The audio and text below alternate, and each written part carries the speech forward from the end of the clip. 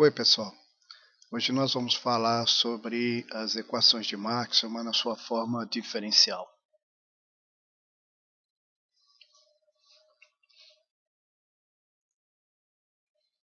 Nós temos visto que a lei de Gauss tratava do fluxo elétrico que passa por uma superfície fechada e que esse fluxo está associado a uma carga que foi englobada por essa superfície fechada, como está aqui colocado. Essa é uma integral dupla de área. Nós vimos que o teorema de Gauss ele acaba associando a essa carga o divergente de um campo que é contido nesse volume. Né? E quando você usa o teorema de Gauss, você associa, então, o fluxo que sai pela superfície fechada ao divergente de quem cria esse campo que está associado ao fluxo. E dessa maneira, você tem uma igualdade aqui, olha, que diz que o fluxo que sai de campo elétrico de uma superfície fechada é igual ao divergente do campo que cria esse fluxo no volume. Mas a carga que está dentro do volume nada mais é do que uma integral da densidade de carga volumétrica no volume. Portanto, você tem uma igualdade entre duas integrais de volume. Essa igualdade pode ser reescrita dessa forma, que o divergente do campo D, que é o campo bruto que cria a carga, né? A carga cria esse campo, menos a densidade de carga, integral no volume é igual a zero. Para uma integral ser igual a zero para qualquer volume, é necessário que o integrando seja nulo, então aqui você tem uma equação diferencial. Então, essa é a equação integral de Gauss, que associa a carga interna ao fluxo que sai por uma superfície fechada, e essa é a lei de Gauss diferencial, que está associada a cada ponto que está nesse volume. Entenda que cada ponto que está nesse volume deve conter uma densidade de carga. Se não tiver carga no ponto que você estiver estudando, essa equação diferencial fica igual a zero. Então, levando isso em consideração e considerando as duas equações de Maxwell na forma integral, que uma que diz que o fluxo do campo elétrico é igual à carga contida internamente nesse volume que a superfície delimita, a superfície fechada, e o fluxo do campo magnético sempre é igual a zero, porque não existem monopolos magnéticos, pelo menos até agora, até que se prove o contrário. Sendo assim, como tem dipolo, o fluxo que entra sai, o fluxo é nulo. Essas duas equações nos remetem para a seguinte questão. Novamente, no caso do fluxo magnético, nós vamos ter o mesmo desenvolvimento, ou seja, a integral da superfície fechada do fluxo corresponde à carga interna. Mas como a carga interna é um dipolo, a carga é zero, portanto é igual a zero.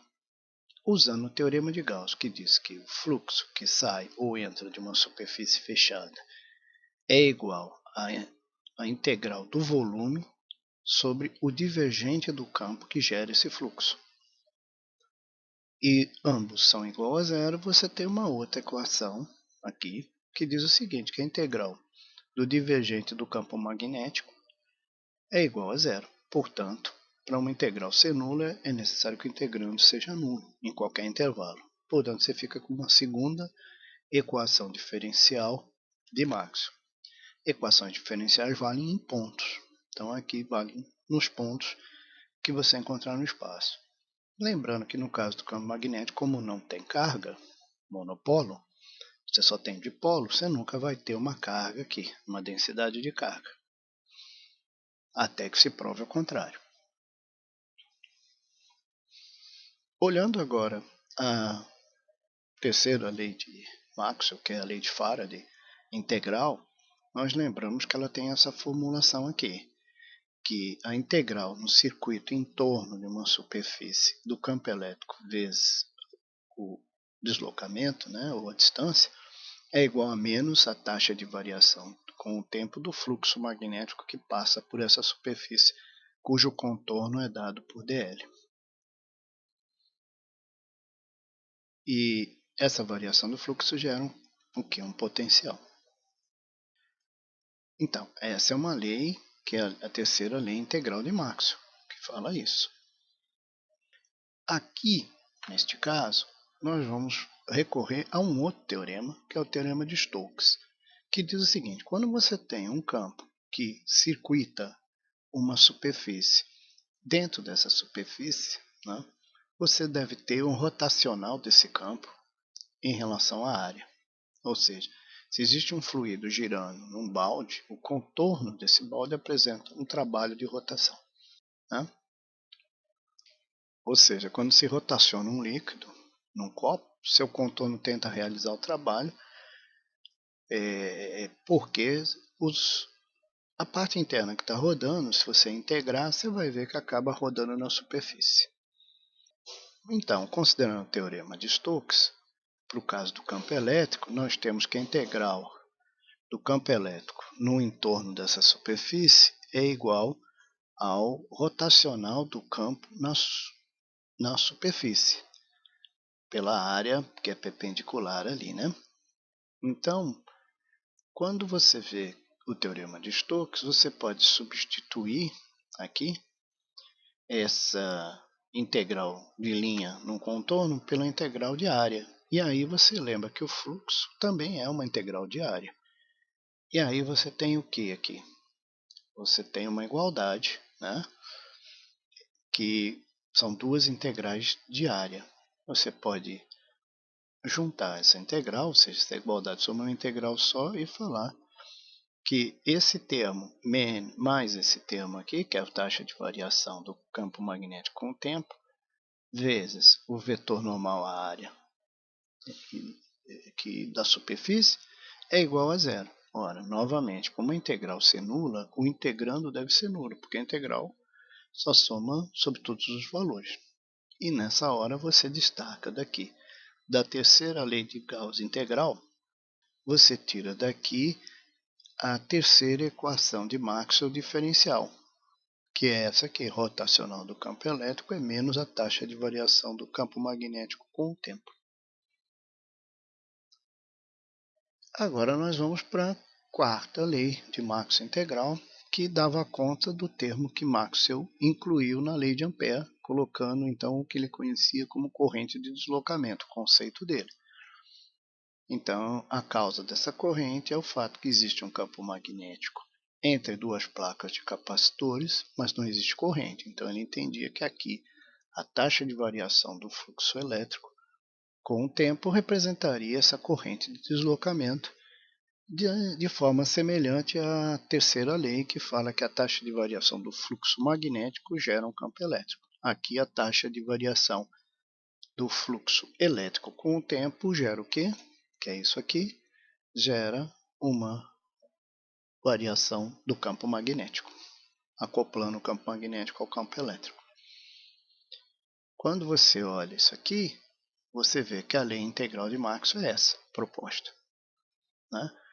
Que o campo magnético circuita essa superfície é igual à corrente que perpassa esse meio, mais o efeito da taxa de variação do fluxo elétrico com o tempo.